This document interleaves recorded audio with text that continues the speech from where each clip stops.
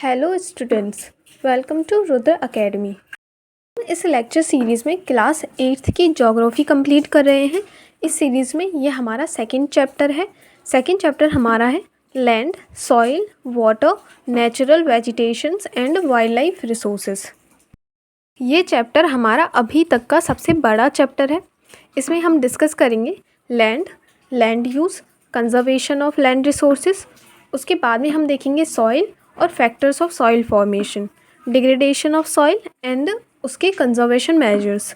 उसके बाद में हम देखेंगे water, problems of water availability और conservation of water resources.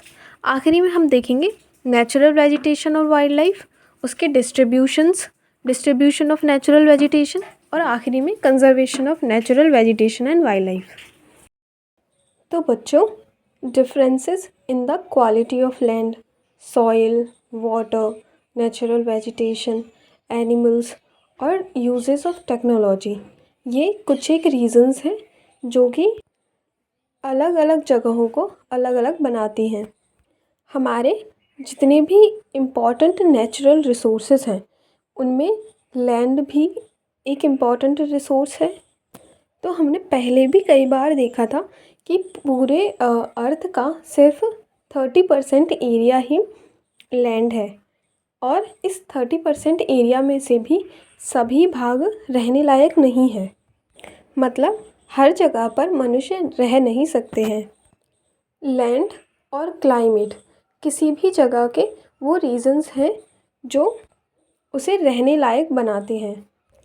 Rugged topography मतलब ऊबड़ खाबड़ जगहें, steep slopes of the mountain मतलब पहाड़ों के तीव्र ढलान, low lying areas susceptible to water logging मतलब ऐसे निचले जगह जहाँ पर पानी भरने की संभावना रहती है। डेजर्ट एरियाज मतलब रेगिस्तान, थिक फॉरेस्ट घने जंगल, ये ऐसे कुछ एक एरियाज़ हैं जहाँ पर आपको पॉपुलेशन कवर कम मिलेगा और लोग बाग कम रहना पसंद करते हैं। प्लेन एरियाज़ और रिवर वैलीज़ ये बहुत ही फर्टाइल जगह होती हैं और यहाँ पर बहुत ही आसानी से खेती की जा सकती है। इसलिए ऐसी जगहें बहुत ज़्यादा डेंसली पॉपुलेटेड होती हैं और यहाँ पर हर कोई रहना चाहता है।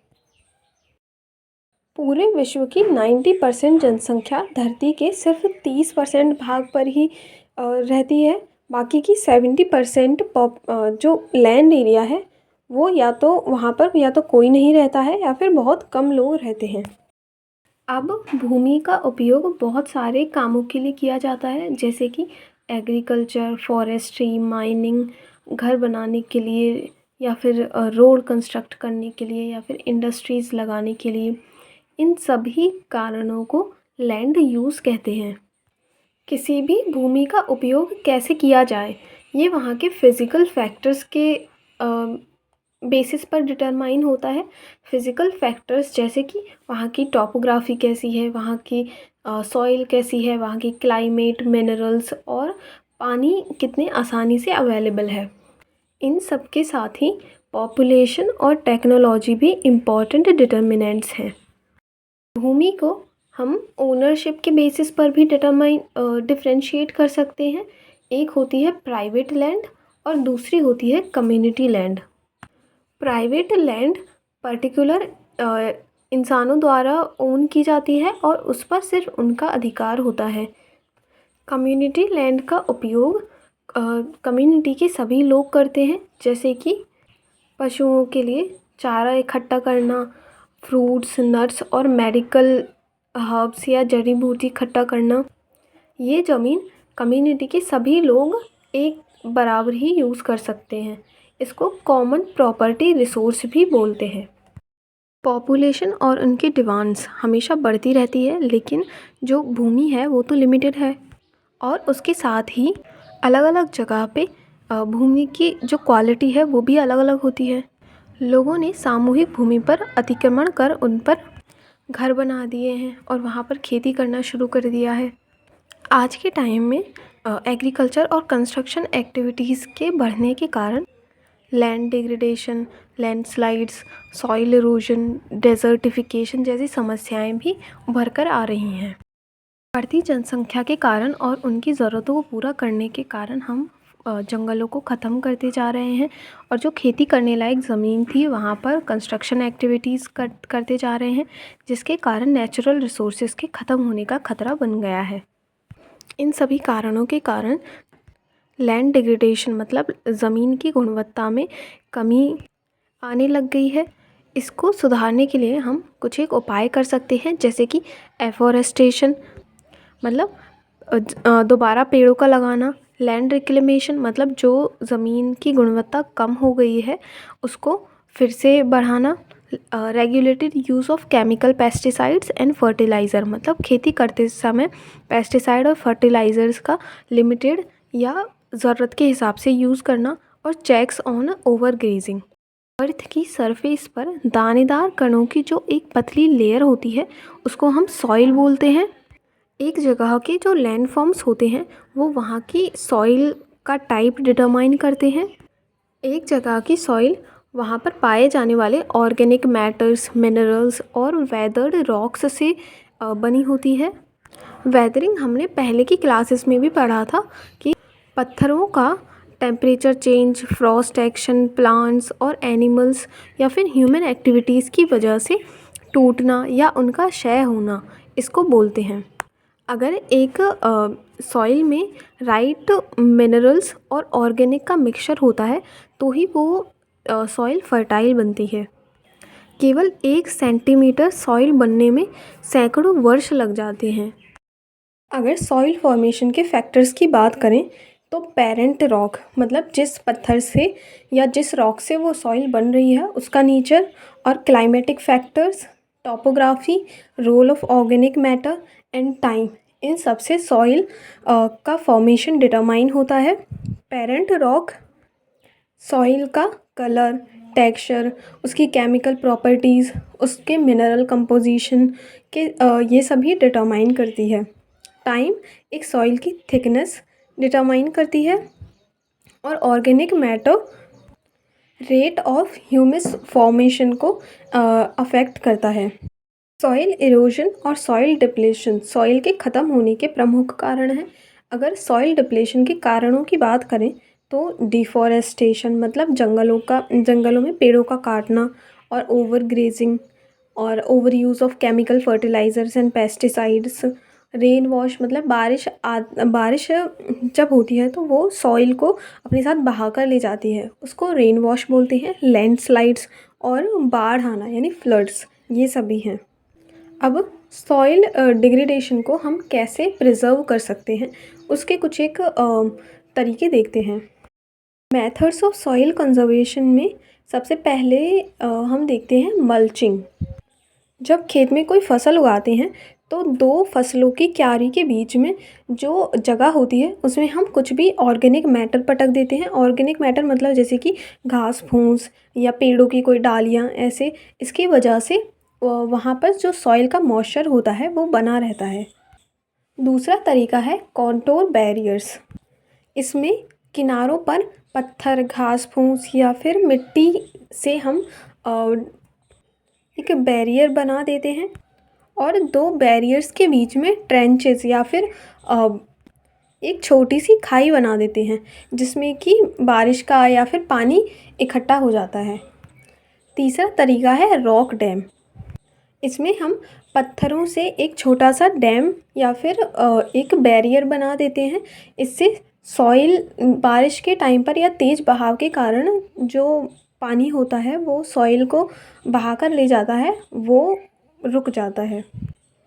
अगला तरीका है टेरेस फार्मिंग। इसमें जो पहाड़ या फिर ढलान वाली जो जगह होती हैं उनको काट कर फ्लैट सरफेस बना देते हैं जिससे कि वहाँ पर खेती कर सकें और बारिश का पानी इकट्ठा हो सके।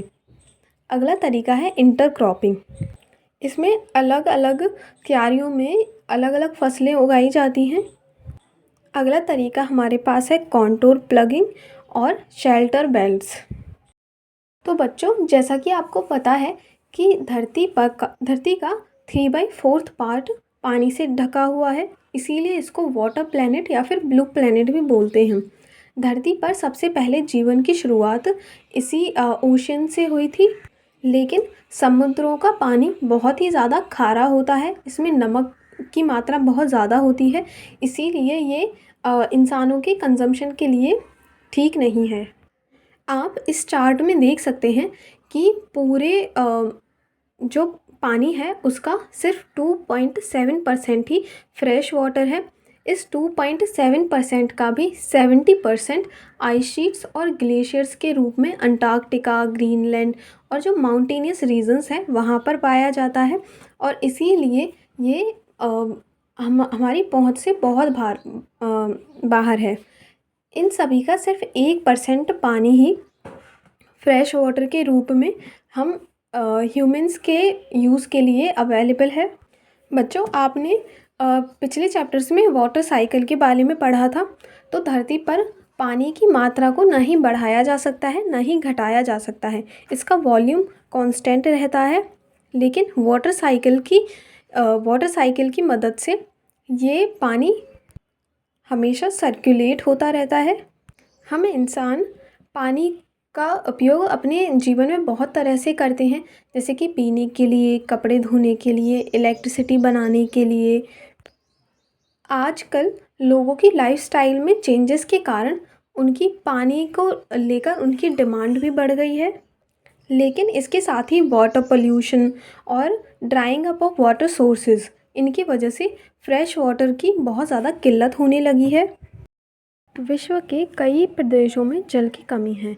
ज़्यादातर अफ्रीकी, West Asia, South Asia, parts of western USA, north west Mexico और साउथ अमेरिका के कुछ एक पार्ट्स, ये सभी साफ़ पानी की कमी से जूझ रहे हैं। क्लाइमेटिक जोन्स में जो कंट्रीज़ पड़ती हैं वहाँ पर सूखा पड़ने की ज़्यादा संभावनाएं रहती हैं। तो सीज़नल और एनुअल प्रेसिपिटेशन की वजह से पानी की कमी एक कारण है, लेकिन इसके अलावा हम इंसानों के द्वारा ओवर एक्सप्लॉयटेशन और पानी के जो सोर्सेज हैं उनको गंदा करना, ये भी कारण हैं। जो जैसा कि हमने पिछले चैप्टर में पढ़ा था कि वाटर एक रिन्यूएबल रिसोर्स है, लेकिन अगर हम इसका बिना सोचे समझे उपयोग करेंगे तो ये ख़त्म भी हो सकता है। अगर हम इसका ओवर यूज़ करेंगे, पानी के रिसोर्सेज को पल्यूट करेंगे, तो ये पानी हमारे यूज़ करने लायक नहीं रहता है। फैक्ट्रियों से या घरों से निकलने वाले गंदे पानी को अगर हम बिना एफिशिएंटली ट्रीट करे हुए वाटर बॉडीज़ में छोड़ देते हैं तो वो उन्हें गंदा कर देती हैं। खेती करने के लिए हम जिन पेस्टिसाइड्स का यूज़ करते हैं वो बारिश के साथ बहकर इन्हीं वाटर रिसोर्सेज या नदियों में मिल जाते हैं। इंडस्ट्रीज से निकलने वाले गंदा पानी, ये सभी कारण पानी में नाइट्रेट, मेटल्स और पेस्टिसाइड्स जैसे पोल्यूशन या कंटेमिनेशन को मिला देती हैं, जो कि जब हम पानी पीते हैं तो उसके साथ ही हमारे शरीर में चली जाती हैं और हमें बीमार कर देती हैं और बहुत सारी बीमारियों का कारण बनती हैं। अब हम वाटर रिसोर्स कंजर्वेशन के कुछ एक तरीके देखते हैं। पहला है फॉरेस्ट एंड और बाकी के जो पेड़ पौधे हैं उनको लगाना। इससे बारिश के कारण जो रन ऑफ होता है वो इसको कम करते हैं और अंडरग्राउंड वाटर को रिचार्ज करते हैं। वाटर हार्वेस्टिंग भी एक तरीका है।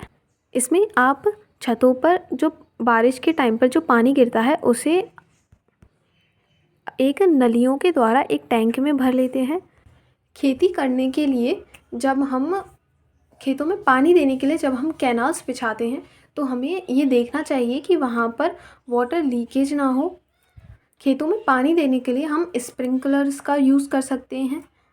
ड्राई रीजन्स में हम ड्रिप इरिगेशन और ट्रिकल इरिगेशन का यूज़ कर सकते हैं।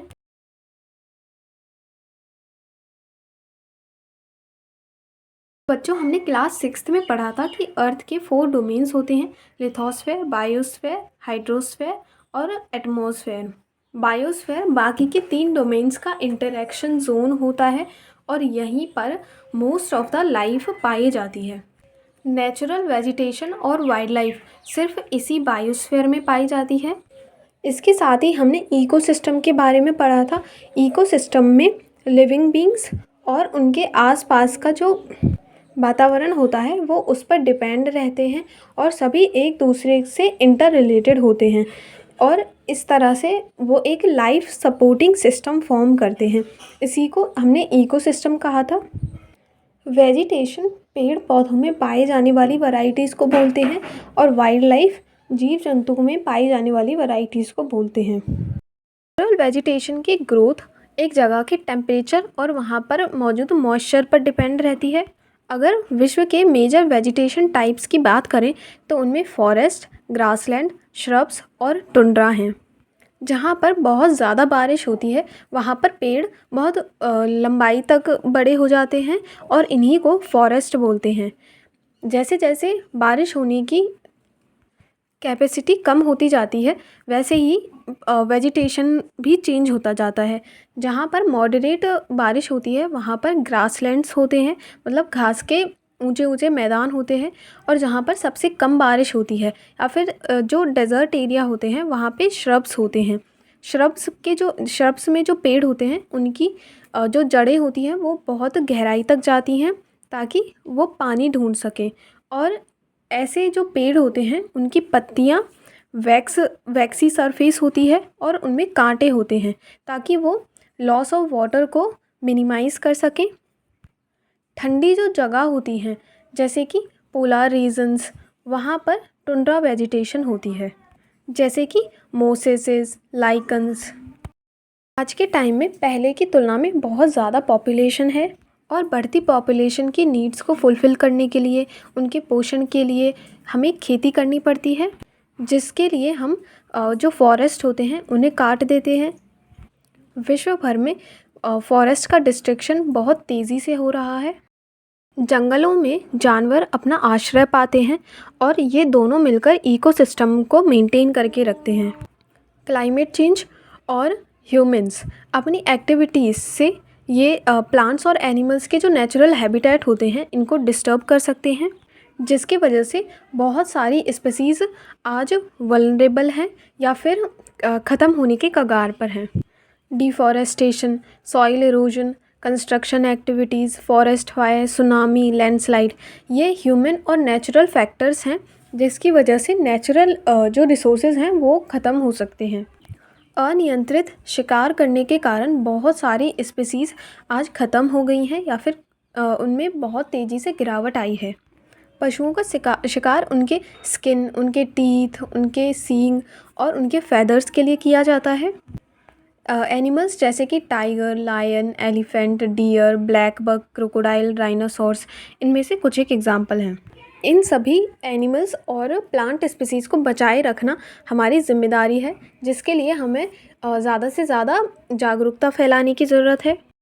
National parks, wild life centuries, biosphere reserves, ये सभी नेचुरल वेजिटेशन और वाइल्ड लाइफ को बचाने के कुछ एक तरीके हैं।